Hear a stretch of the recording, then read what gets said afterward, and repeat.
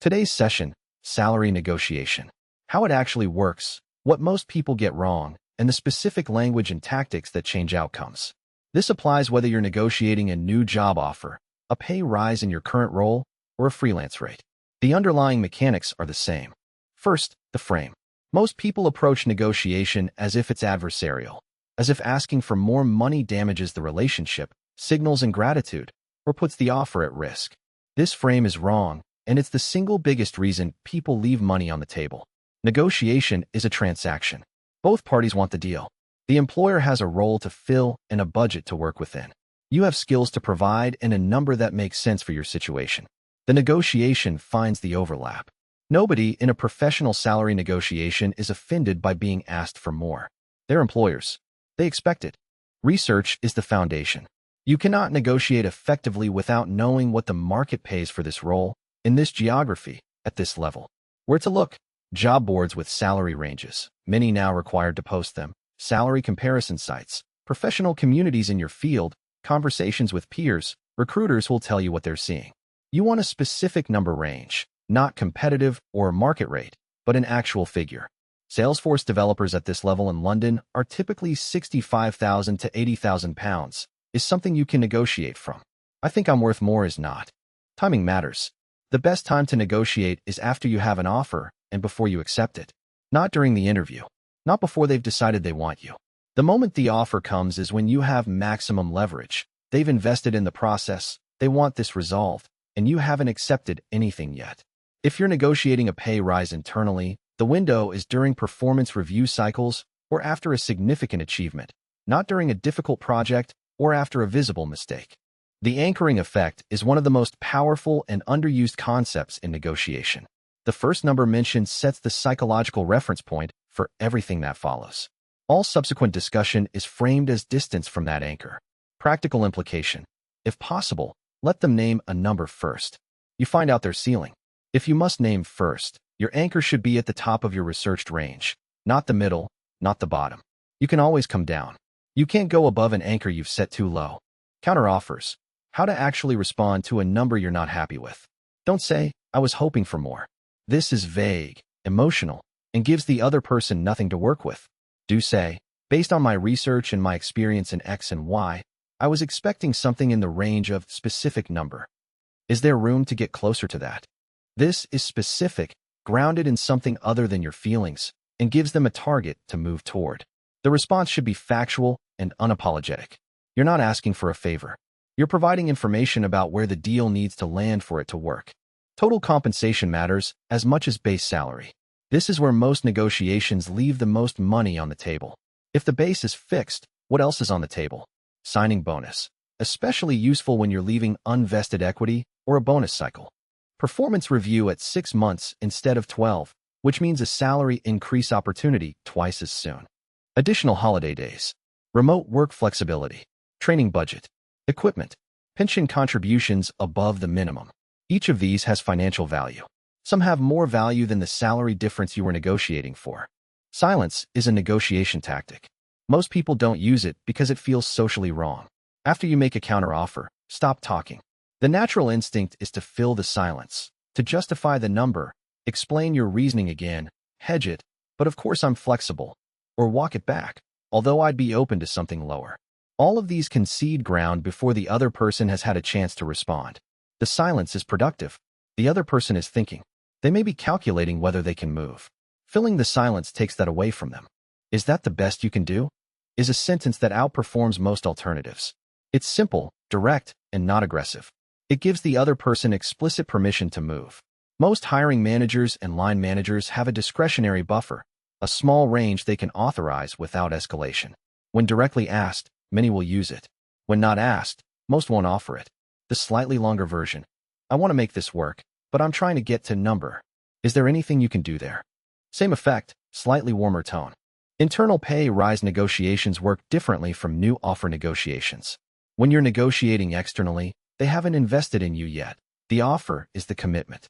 When you're negotiating internally, the relationship is already there, and the negotiation has to live within it. For internal negotiations, timing matters more. A performance review cycle or after a measurable achievement is the right moment. Framing matters more. You're having a conversation, not issuing a demand. Documentation matters more.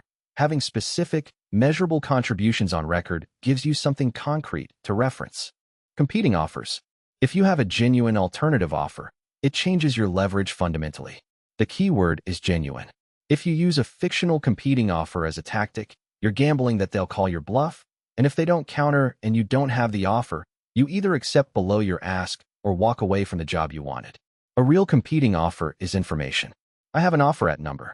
I prefer this role, but I'm trying to understand if there's a way to get closer to that figure. This is honest, gives them a target, and puts a real decision on the table. What you should never do in a salary negotiation. Apologize for asking. I'm sorry to push on this, but you haven't done anything wrong. Make it personal. I need more because my rent is going up. They're not your bank. They're your employer. Accept immediately and then ask later. Once you accept, the negotiation is over. The time to negotiate is before acceptance. Threaten resignation in your current role if you don't mean it. This can work once. It destroys trust if it doesn't. Reveal your current salary before you have an offer. In many places, this is now illegal to ask. In others, it anchors your negotiation to your past rather than your value. The "I'll think about it" move is underused. When you receive an offer, you're allowed to ask for time. Thank you. Can I have until specific date to review this? Is standard. Most employers give 24 to 48 hours. Some give more. This time is valuable.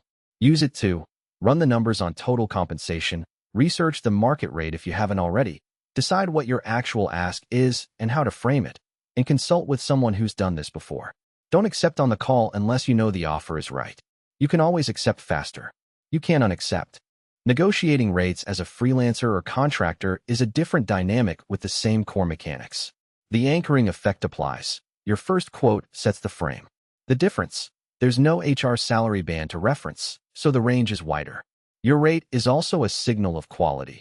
Chronically underpriced consultants signal inexperience in ways that get them less work, not more. Starting point for freelance rate. Take your real hourly rate as an employee, not gross hourly, the real rate we covered in the previous session. Multiply by 1.5 to account for overhead. Add a risk premium for variable income. That's your floor, not your ask.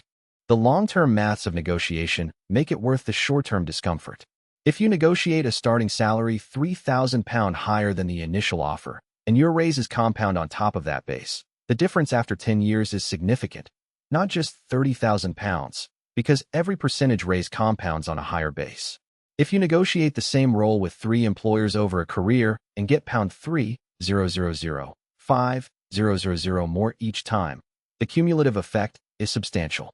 The discomfort of a 5-minute conversation is, on a per-hour basis, one of the highest leverage activities in your financial life. What to do when they won't move at all? Sometimes the answer genuinely is no. Budget is fixed, band is fixed, no flexibility. What to ask for then? The timeline for the first salary review. If they won't negotiate salary, can they commit to a review at 6 months with a target figure? Can they put something in writing about what performance-based increases look like? These are reasonable asks even when salary has no room. And then, decide whether the role at that compensation makes sense. Sometimes it does. Sometimes it's the right role at the wrong number. That's information worth having before you accept. Script for responding to the initial offer. Thank you. I'm really interested in the role and the team. Before I give you my decision, I'd like to discuss the compensation. Based on my research and my experience in specific area, I was expecting something in the range of specific number. Is there room to get closer to that? Then stop talking. What this does, it's professional, specific, and leaves the next move to them. It names a number. It doesn't apologize. It doesn't threaten. It's just information about where the deal needs to land. Debrief after every negotiation, regardless of outcome.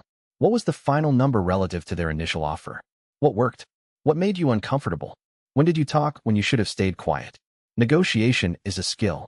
Like any skill, it gets better with practice and review. Most people do it rarely enough that they never develop it. The ones who do it deliberately, even in low-stakes situations, build a competency that compounds. The reason most people don't negotiate is fear. Specifically, fear the offer will be withdrawn. It won't be, almost ever. If it is, you've learned something important about the employer. Fear they'll think less of you. They won't. They expect it. Fear of the discomfort of asking. This is the real reason. The discomfort is brief. The financial impact isn't. The fear is real. The risk isn't. The correct move is to feel the discomfort and make the ask anyway. Summary. Know your market rate before any conversation. Let them name the first number when you can. Counter with a specific, research-backed figure. Negotiate total compensation, not just base. Use silence after your counter. Ask directly if they can do better. Use the time you're given to review an offer. The worst outcome of trying is they say no. The offer doesn't disappear. The best outcome is additional compensation that compounds for the rest of the role. Full guide with specific scripts and scenarios at realsyllabus.com.